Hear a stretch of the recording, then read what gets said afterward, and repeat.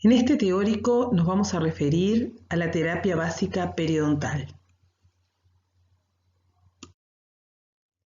Para ello vamos a realizar una introducción, definición, objetivos y clasificación de plan de tratamiento, terapia básica, definición, objetivo y etapas, control químico de la placa, raspado y alisado, conclusiones y bibliografía. Luego de realizar exámenes clínicos y paraclínicos, llegamos a un correcto diagnóstico, a partir del cual surge un pronóstico general e individual que nos guiará a realizar un plan de tratamiento integral del paciente que nos permita aliviar o eliminar los signos y síntomas de la enfermedad y así detener la progresión de la misma. Si el pronóstico es favorable, hay seguridad de controlar la enfermedad y el tratamiento se va a orientar a lograr salud, la cual va a poder ser mantenida en el tiempo. Si el pronóstico es reservado, entonces no tenemos la total seguridad de eliminar los factores etiológicos y mantener los resultados obtenidos en el tiempo, por lo que el tratamiento puede ser de limitado alcance, tanto para lograr la salud total, así como su mantenimiento a largo plazo. Ahora bien, cuando el pronóstico es desfavorable, hay seguridad de no poder controlar la enfermedad y el tratamiento debe ser la extracción dentaria e instaurar la rehabilitación más adecuada. El plan de tratamiento es una selección racional y ordenada de las distintas maniobras y terapias clínicas que disponemos para lograr y mantener la salud periodontal y bucodental. Al elaborar este plan de tratamiento es necesario evaluar al paciente desde el punto de vista general, ya que esto puede requerir precauciones. Un plan de tratamiento integral tiene por objetivos preservar la dentición natural, los tejidos periodontales y perimplantarios, controlar la enfermedad y mantener y mejorar la salud periodontal y perimplantaria, el confort, la estética y la función. El plan de tratamiento puede ser sintomático o etiológico, de acuerdo a los requerimientos del paciente. El tratamiento sintomático tiene como finalidad controlar el dolor en aquellos cuadros agudos, como por ejemplo las enfermedades periodontales necrosantes y los abscesos periodontales, los cuales generalmente se sobreagregan a cuadros crónicos preexistentes, por lo que una vez solucionado el agudo, el paciente debe pasar a un tratamiento etiológico. El tratamiento etiológico tiene como objetivo eliminar los signos y síntomas de la enfermedad y detener así la progresión de la misma al controlar los factores causantes. La gingivitis necrosante, como vimos en el teórico anterior de cuadros clínicos, se caracteriza por la necrosis y úlceras a nivel de las papilas cubiertas por una pseudomembrana blanco-amarillenta, sangrado, dolor intenso, halitosis, pudiéndose encontrar además adenopatías, fiebre y malestar general. En cuanto a su tratamiento, debemos realizar un desbridamiento de las áreas necróticas con una torunda embebida en clorhexidina. Luego un detartraje que nos permita reducir la cantidad de microorganismos en la cavidad bucal. Vamos a realizar instrucciones de higiene oral y el uso de enjuagatorios con antisépticos, como es la clorhexidina. Control del dolor mediante analgésicos y antibioterapia si se encuentra un toque general.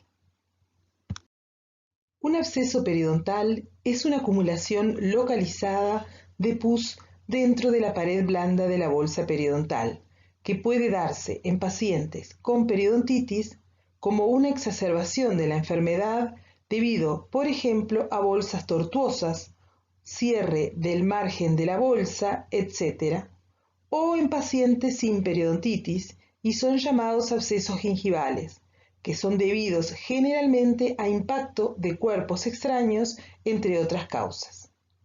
Son procesos agudos, por lo cual cursan con dolor.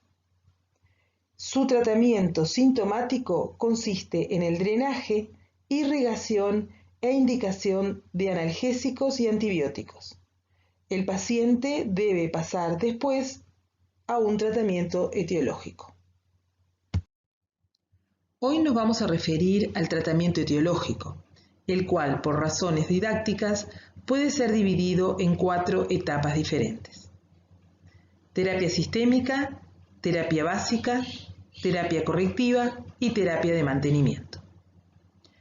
La terapia sistémica incluye la identificación y control de las enfermedades y condiciones sistémicas y del comportamiento que pueden interferir con la etiopatogénesis de la enfermedad, incluido el asesoramiento sobre el tabaquismo, así como proteger al paciente de posibles complicaciones de acuerdo a su historia médica. La terapia básica, inicial o causal, cuyo objetivo es prevenir y eliminar, una vez instalados, los factores etiológicos que causan la enfermedad y evitar su recidiva, controlando así la infección. La terapia correctiva tiene como objetivo restaurar la estética y la función que no pudo ser lograda durante la terapia básica, dentro de la cual encontramos la terapia quirúrgica, rehabilitadora y oclusal. Y la terapia de mantenimiento, que tiene por objetivo principal la conservación de la salud periodontal lograda en pacientes tratados previamente, al igual que el diagnóstico precoz de otras patologías que podamos encontrar en la cavidad oral.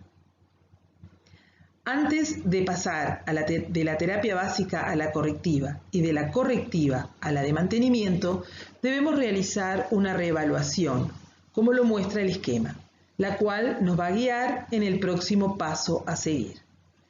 La terapia básica y de mantenimiento se realiza en todos los casos, mientras que la terapia correctiva no siempre se lleva a cabo.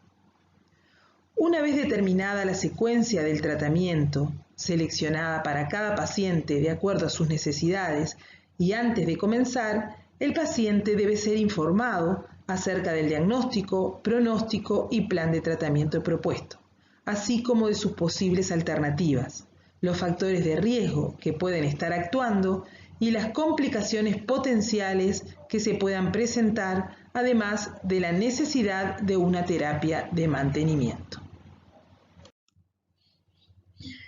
En este teórico nos vamos a referir a la terapia básica,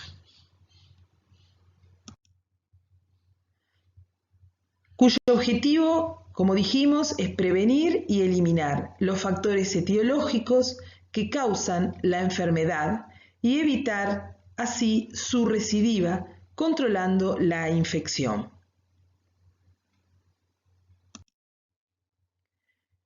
Esta terapia básica comprende una serie de medidas que están dirigidas al control de la placa y el sarro supragingival y subgingival de las superficies dentarias.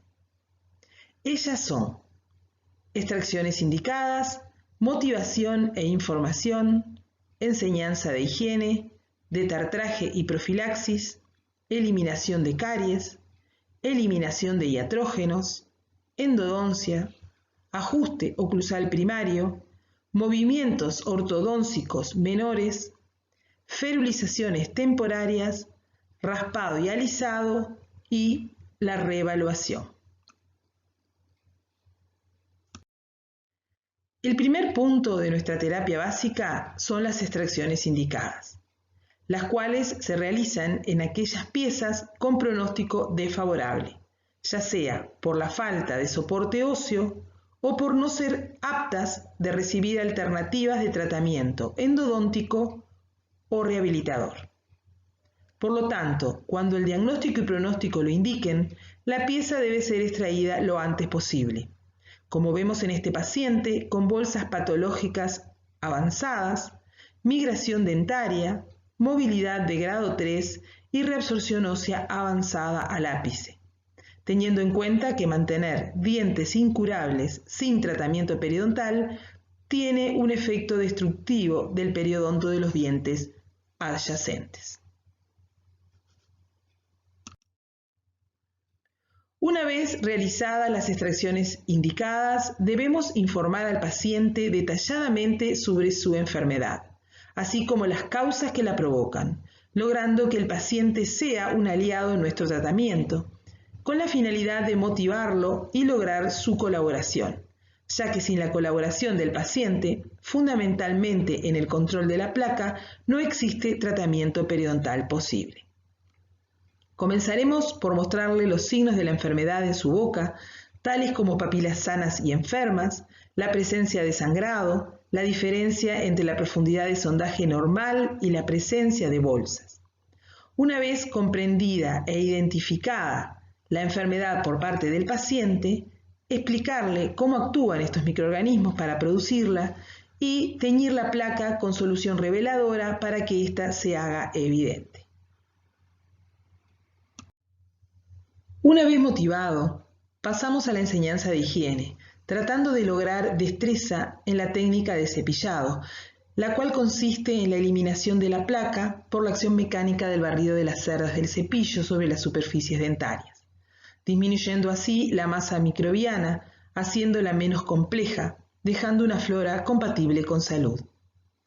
En cuanto a la selección del cepillo, comenzaremos indicando siempre un cepillo de cerdas blandas, ya que estos han demostrado eficacia, así como no producir daño tanto en tejidos duros como en tejidos blandos, siendo los cepillos de cerdas duras y medias, junto con un cepillado traumático, la causa del desgaste de tejidos dentarios, así como de recesiones gingivales.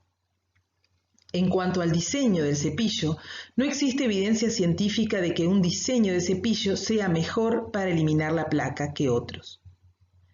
En cuanto a la técnica de cepillado, la más utilizada y recomendada es la técnica de Bass modificada, la cual utiliza un cepillo de cerdas blandas, colocando la cabeza del mismo paralelo al plano oclusal, con las cerdas en ángulo de 45 grados con respecto al eje longitudinal dentario, para que las cerdas penetren con suavidad en el surco.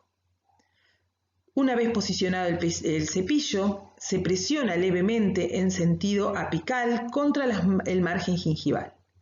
Se realizan movimientos cortos, vibratorios, de adelante hacia atrás, tratando de introducir las puntas de las cerdas en el surco gingival y espacios interdentarios, para luego descender hacia oclusal, barriendo las caras vestibular o lingual restantes. Las caras oclusales se cepillan haciendo presión con las cerdas en las fosas y fisuras, activando el cepillo con un movimiento corto antero-posterior y avanzando siempre por secciones.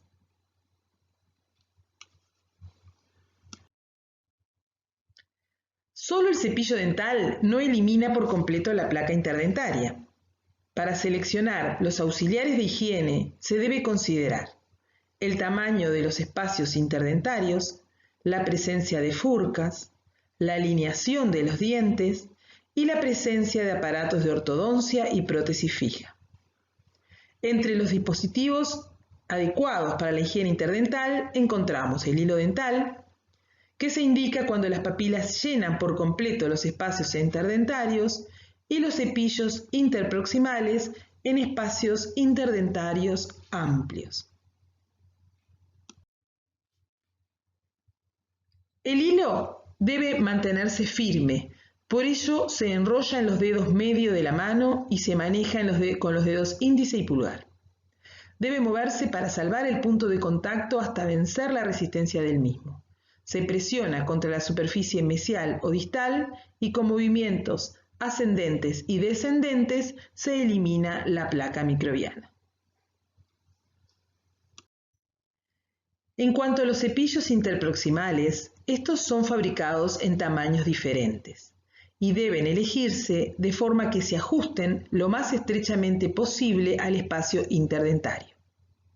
Son útiles también en aquellas áreas proximales donde las superficies dentarias tienen formas cóncavas o existen surcos, al igual que en las furcas, pudiéndose utilizar también como portador antimicrobiano.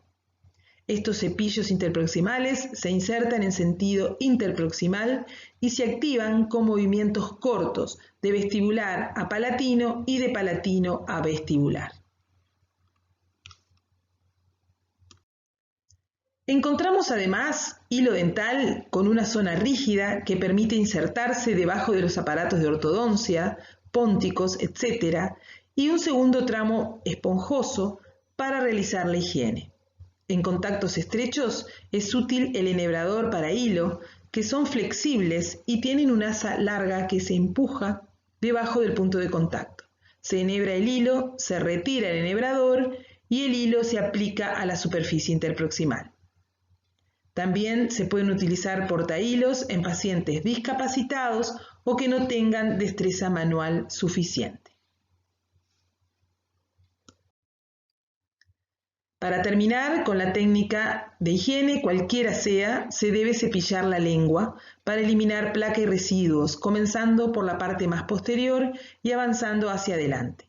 Mantener la lengua limpia ayuda a reducir la población bacteriana e influye en la cantidad de placa que se desarrolla en los dientes.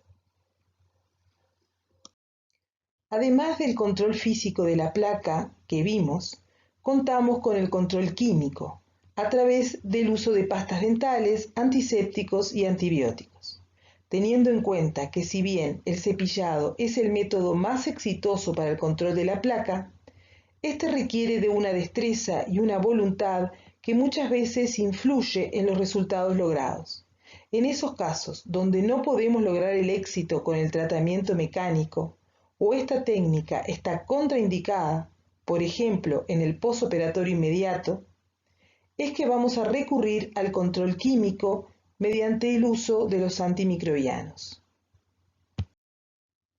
Definimos un antiséptico como sustancias químicas, generalmente de amplio espectro, que destruyen o inactivan microorganismos sobre tejidos vivos, mientras que un agente antiplaca es un antiséptico capaz de interferir con la colonización, crecimiento y maduración de la placa y o suprimir determinados grupos de bacterias. Estos agentes antiplaca deben cumplir ciertas condiciones. Primero, la sustantividad, que es la capacidad de ser retenido en la cavidad oral y luego liberado lentamente durante un periodo extenso de tiempo, manteniendo su eficacia. En cuanto a la seguridad, no deben producir efectos tóxicos o secundarios dañinos para los tejidos o el organismo, a la vez que no producir cambios permanentes en la flora ni cepas resistentes. Debe ser efectivo contra los microorganismos involucrados en la enfermedad periodontal, deben ser estables a temperatura ambiente por largos periodos de tiempo y tener un gusto aceptable para el uso del paciente. En cuanto a su clasificación, los antisépticos se clasifican de acuerdo a su sustantividad en agentes de primera generación, los cuales presentan poca sustantividad con un efecto antimicrobiano de corta duración, a menos que se aumente la frecuencia de su administración. Agentes de segunda generación, que son efectivos tanto en vivo como in vitro debido a su alta sustantividad, y dentro de ellos encontramos la clorhexidina. Y agentes de tercera generación, que son aquellos que tienen efecto sobre bacterias específicas para el desarrollo de la enfermedad, encontrando los aminoalcoholes que no están disponibles en nuestro medio.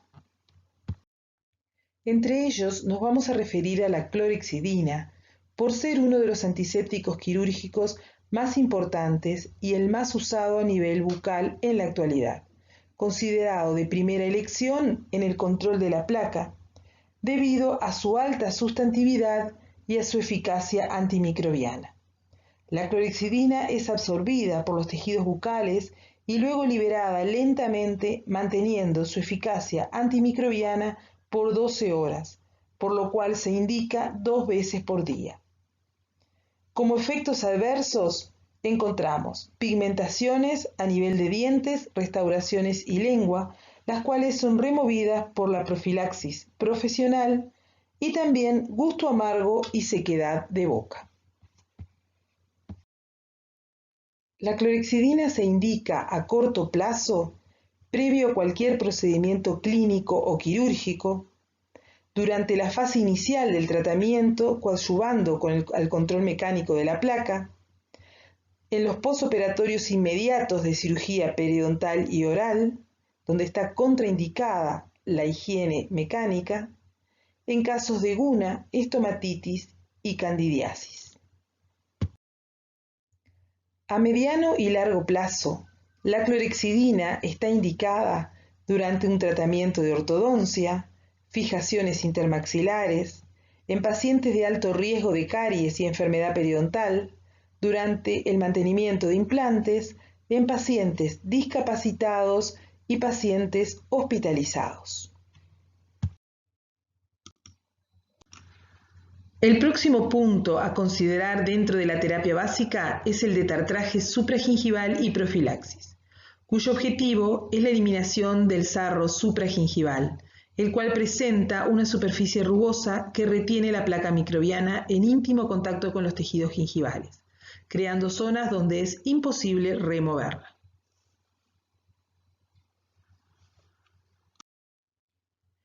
Continuamos en nuestra terapia básica con la eliminación de caries, la cual no solo se realiza para lograr salud dentaria, sino que además la caries permite retener una mayor cantidad de placa, ya sea por la cavidad en sí o por el dolor que impide la higiene. En cuanto a la eliminación de iatrógenos, podemos encontrar obturaciones desbordantes que tienen acción deletérea sobre los tejidos por su capacidad de retener la placa, las cuales deben ser reemplazadas o pulidas, de modo que permitan además la instrumentación de la superficie radicular. Prótesis mal adaptadas, puntos de contacto inadecuados, superficies vestibulares y linguales de coronas muy convexas, etc., deben ser corregidas. En el caso que sea necesario, se deben realizar endodoncias de urgencia. Además, en aquellas piezas dentarias con lesiones endoperidontales, debe sanearse el conducto antes de realizar la técnica de raspado y alisado. En cuanto a las ferulizaciones temporarias, su finalidad es inmovilizar las piezas y distribuir las fuerzas en forma temporaria en aquellos dientes que tengan una movilidad que interfiera con las maniobras clínicas que deben realizar el profesional o con el control de la placa por parte del paciente. Generalmente son piezas con pronóstico reservado y la movilidad es debida a la pérdida ósea con un ancho normal de ligamento periodontal. Si con el diagnóstico clínico, radiográfico y el examen oclusal se detectan contactos oclusales que están produciendo daño a los tejidos periodontales, es en esta etapa que deben eliminarse, con la finalidad de reducir la lesión inflamatoria que estos producen en el periodonto profundo y darle a su vez más confort al paciente. En cuanto a los movimientos ortodóncicos menores, su finalidad es reorientar la posición de las piezas dentarias para asegurar la remoción de la placa en sitios donde existen espacios o zonas retentivas, como dientes apiñados o inclinados. También se puede realizar en los casos donde sea necesario interceptar hábitos, como interposición de tejidos blandos, ya sea lengua o labios.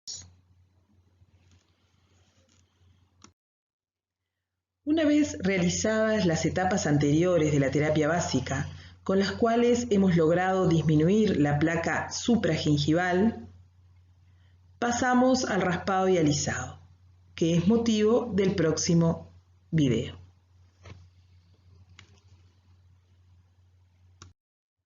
El raspado y alisado es el penúltimo paso de la terapia básica y debe ser realizado siempre después de controlar la placa supragingival. Definimos al raspado como la instrumentación de la superficie radicular con el propósito de remover la placa y sarro subgingival, creando un área biológicamente compatible, y el alisado como la instrumentación de la superficie radicular con el objetivo de crear una superficie lisa, dura y limpia, apta para la curación de los tejidos periodontales. Ambas maniobras se diferencian en el grado de presión. Es una técnica gingivo-periodontal inductiva porque induce una nueva inserción o al menos una nueva adherencia del tejido blando al duro. En cuanto a los objetivos de este raspado y alisado son: primero, controlar o disminuir la placa subgingival, reduciendo así la inflamación. Y 2, lograr la curación mediante la obtención de una adherencia epitelial más coronaria, una reinserción conjuntiva, un surco gingival sano y la normalización del periodonto. En cuanto a sus indicaciones, estas se desprenden de los objetivos. Si el objetivo es la preparación quirúrgica, entonces la indicación sería en todos los casos, aún en bolsas profundas. Cuando el objetivo es la curación, lo indicamos en bolsas patológicas supraóseas incipientes y medias, bolsas patológicas de pared edematosa, porque la curación está dada por la contracción, bolsas intraóseas incipientes y furcas de grado 1. Para realizar esta técnica contamos con instrumental específico que son las curetas de Gracie, que presentan ciertas características que las hace únicas y las diferencia de las curetas universales. Estas curetas son específicas para cada región de la boca, tienen además un solo borde cortante y una curvatura de la hoja en dos planos, hacia arriba y hacia un lado. A su vez, la hoja tiene una angulación respecto al cuello del instrumento de entre 60 y 70 grados.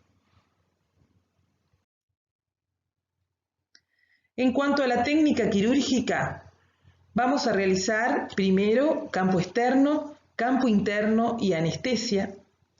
Luego vamos a explorar la superficie radicular para verificar las bolsas patológicas, detectar irregularidades, sarro, lesiones de furcación, etc.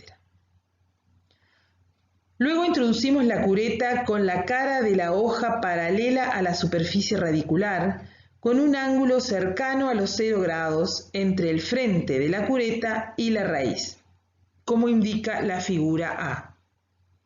Una vez identificado el fondo de la bolsa, se gira el instrumento a la posición correcta de corte, colocando el cuello paralelo al eje mayor dentario, como lo muestra la figura B, estableciéndose así la angulación de trabajo. Se aplica entonces presión lateral y se realiza un movimiento de raspado en dirección coronal.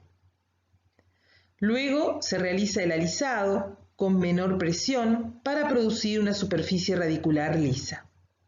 El último paso es la toilette con suero fisiológico y se comprime con gasa, de modo que el coágulo interpuesto quede protegido y a su vez sea pequeño y no interfiera con la cicatrización. Una vez culminado el raspado y alisado, durante la terapia básica realizaremos el último paso de la misma, que es la reevaluación. Dado que la terapia básica constituye la parte más significativa del tratamiento total de la enfermedad, ya que tiene como objetivo controlar la etiología, la evaluación del resultado obtenido con ella es muy importante. Y ahí que al terminar esta etapa se debe realizar una reevaluación clínica. En ella vamos a evaluar la higiene bucal que presenta el paciente a través de un control de placa y comprobar si se mantiene la motivación lograda y cuál es la colaboración real.